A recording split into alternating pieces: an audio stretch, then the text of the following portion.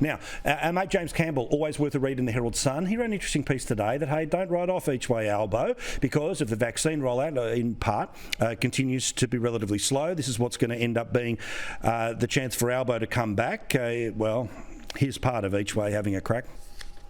The rest of the world understands that the rollout of the vaccine is entirely necessary to be done as quickly as possible so that they can open up their economy. And as the rest of the world opens up, Australia will be increasingly falling behind. So, Michael, do you see that the mood and politics changes here, where thanks very much for keeping us in a job with JobKeeper last year, but, it's somehow, a reason to turf the government because people won't take the vaccine?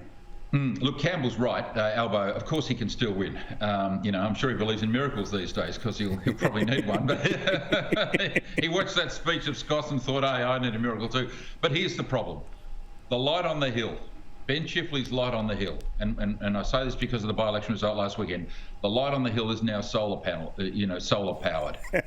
That's the problem, and it's dark out there, and it ain't on, and it flickers when it's on, and this is Labor's problem. Until they end this divide between the new class and the old class, I think Albo's in very serious trouble, and I don't think he's up to the job of doing it.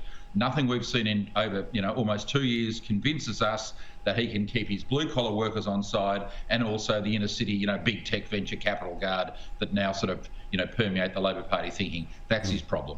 Well, also, you can show me as much polling as you want from lefty-leaning institutes. When the federal government, and I think the federal government is deliberately not talking about Labor's plan for an ETS, hoping that they will be stupid enough to take it to an election, because guess what? Price on carbon, carbon tax is back.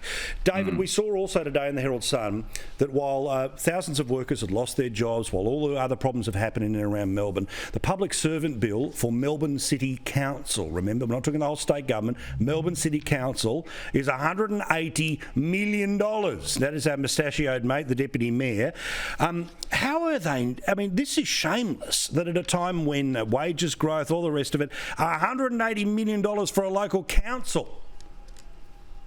Well, the government, the state government has this same problem. They seem to have this idea that they're creating jobs. So when they employ more public servants, they're creating jobs, totally ignoring the fact that it destroys jobs using the taxes that they take to pay for those jobs or the debt that they're racking up.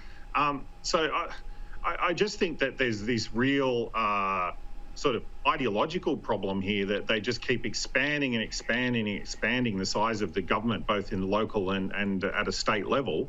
I mean, they announced as well in the Melbourne City Council budget, I think it was something like $35 million for upgrading the sheds at Queen Vic Market. I mean, I haven't looked at sheds recently, but $35 million must be a bloody big shed.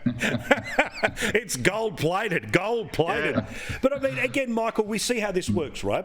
Where lefties turn around and say, more jobs for people to work in the public service. And then as we saw in the Victorian government, they turn around and how do they pay for things? They increase taxes on the private sector. Literally, anyone with a payroll over $1 million, let alone $10 million, let alone a national payroll, will whack you as hard as we possibly can. There is only so hard you can hit that piñata before people give up.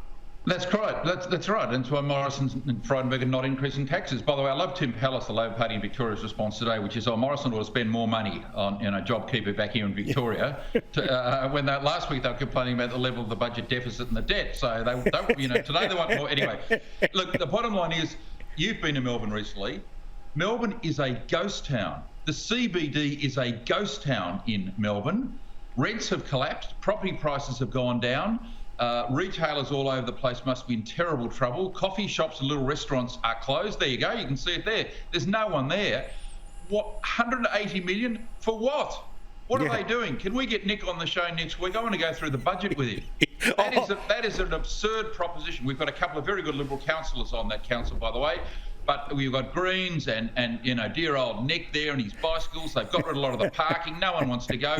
That is a disgrace that they spend that amount of money when if the Melbourne CBD was booming, fine. But it is a ghost town. You've seen those photos of Chernobyl 20 years on. That's what Melbourne looks like. Melbourne CBD looks like now. It's a disgrace.